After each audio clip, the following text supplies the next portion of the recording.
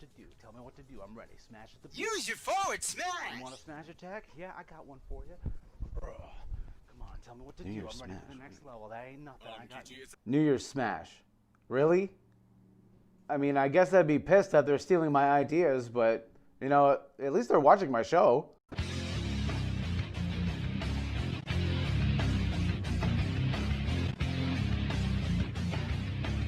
Smash and bash your way into the New Year's, folks, as this is your ring rundown, and I am the Nik Double G. Now, with a shorter format but more episodes per week, I'll do my best to provide wrestling commentary that doesn't take 3 to 4 weeks to make an episode for. The first match of the night is an 8-man tag team match between the combination team of the Young Yucks and the Southern Cross Undead versus the combination of my most hated enemies and 2 rappers who may have stolen their name from an old video game software company. They begin rapping their way to the ring, all while the people in the back do a really poor job at censoring the correct words, all while letting slip loose the most forbidden word of all. But we, John Cena, the Young Bucks, Janetti. Wow, that is quite a rare sight. You may not know it, but the only words more forbidden in AEW are women's storyline. The condiment rappers proceed to rope-a-dope onto the helpless SCU that lays below. One after another, they land high-flying, impactful moves that leave the crowd in... aw. They're young, they're hungry, they're brash.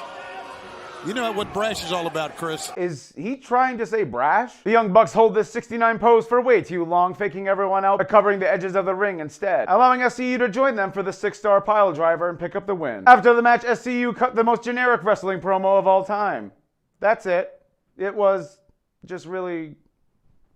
Let's just move on. Jon Moxley finally returns after a month of being out of action. Unseen since he lost his AEW title in such a shitty TNA-related fashion. He quickly expresses that this was the biggest mistake of Kenny Omega's life, and teasing a dance with the devil is just something you do not want to do, my friend. Moxley then ends the promo by saying the same thing that I say to anyone who asks me if they want to be my beer pong partner. I have a zero-tolerance policy for shitty people. We head backstage where Chuck and Orange are being interviewed about Trent, who doesn't know if he's Trent, who has a torn boobie and will be out of action for several months. Miro then appears to ask Chuck if he will be his best friend instead, to which he rejects him quickly. Miro then offers him to be his young boy instead if he can beat him in a match next week on AEW, to which he quickly accepts. And you know, well, I know that might be an established, term in Japan.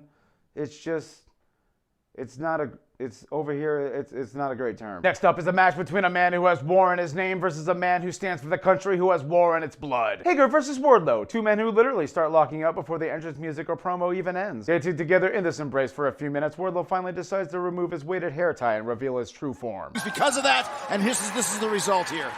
God, I've never felt an energy quite this powerful before. Wardlow goes on to show off his form strength with a series of sweet acrobatics, followed by just simply throwing Hagar around everywhere. He had multiple black eyes, Tony. He had multiple black eyes! That means 2. Thanks, Tony. Without you, I wouldn't know people have 2 eyes. Hagar has Wardlow in the choke on the top rope, but is defeated by the sneakiest tactic of all, dropping to his knees and letting gravity smash his face into the turnbuckle, leaving him open for an F10 and a surprisingly clean win by Wardlow. I'm not gonna lie, this was a great match. Private Party are in this back alley being way too street profits right now before Snoop Dogg appears with the much needed juice to spruce up this party. But the corporate party pooper Matt Hardy appears to pressure these young men into signing this very obviously shitty contract that they definitely won't regret. Now you may think it's odd that Snoop Dogg just stood there for about 2 full minutes without saying anything, but the truth is he was just so high he forgot his lines. Team Taz is here for a very exciting segment where 2 men step on a scale. Taz, the leader of the bunch, you know him well as he's joined by Brian Cage, Ricky Steampug, Power Apartment Hobbs, and the small boy they found at a juvenile facility. Both men stand on the scale to reveal that there's a 100-pound difference between them, while the people at TNT reveal whoever's in charge of censoring tonight may have had 1 too many. Because I've dealt with shit in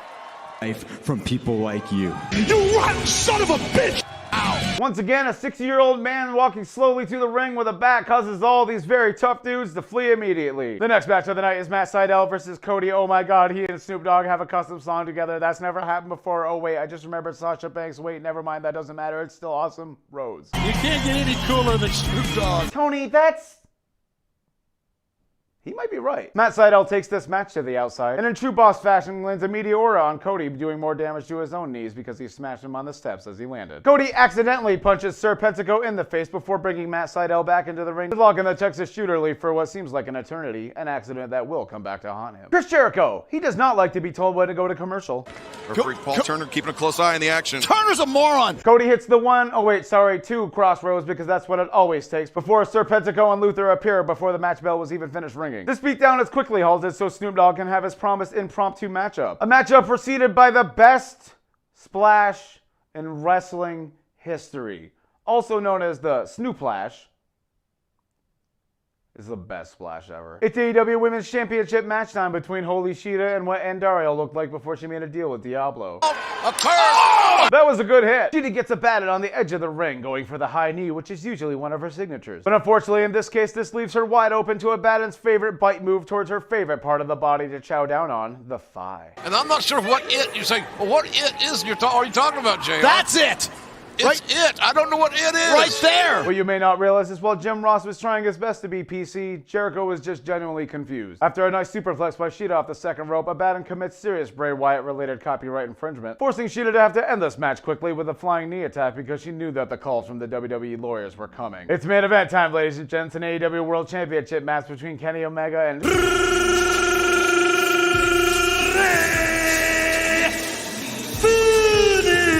Jericho proves once and for all that even when someone else has a 5-minute self-importance, all-knowing entrance, that all it takes him is one word to steal the show. Which he says does not compare to his hometown of Winnipeg, Manitoba, Canada. Yes! This match starts hot and fast with a beautiful reverse Hurricane Rana piledriver onto the cranium of the Omega One. Followed by Rey Fenix somehow achieving a real-life arms attack, Kenny Omega seems to be having trouble with the speed of the masked Phoenix. Tony Schiavone shows us all that he is a good listener who is focused on the conversation at hand. I will tell you this, don't give me Calgary, don't give me Toronto. What about Calgary? Ray does some flippy shit around the entire ring that Kenny just can't seem to counter, leaving him wide open to a double springboard, double shotgun drop kick that I'm pretty sure he was going about 30 miles an hour at when it landed. Later on, the winged one gets cocky and shakes his titties at Eddie while perched on the top rope, suffering a V-trigger from the one-winged one, landing a one-winged angel and retaining his title. Rey Fenix is so happy for Kenny that he celebrates with him during the pin. 2, 3! That was weird, right? After the match, Jon Moxley appears with his wife Barbara, quickly taking out Kenny for what seems to be the ending of the show. But if you are there and took a quick sniff, you may have smelled something rising in the air. The smell of a good burger, you say? No, the smell of a good brother. The night ends with Genesis finally reuniting after 30 years in the middle of the ring. I never thought I'd see it happen. Well, that's all for this episode of The Rundown. I want to thank you all for watching. Tune in on Saturday where I cover WWE SmackDown. Hopefully we'll finally get an answer to the question, did Goldberg smash his head a little bit too hard against the wall before his promo on Monday? And of course a shout out to all my patrons. If any of you are upset by my foul language, feel free to use the new censoring system that I just got from the AEW producers. I hear it worked great. This has been the man from Earth with all the girth, ladies and gentlemen. Be the character you know you're worth. Mwah. This attack is quickly halted, so Snoop Dogg. This leaves him. Oh my god, that was so much spit. Did you see that? Unseen since. Wow, that is quite a rare sight. You may not know it, but the only Miro then appears to.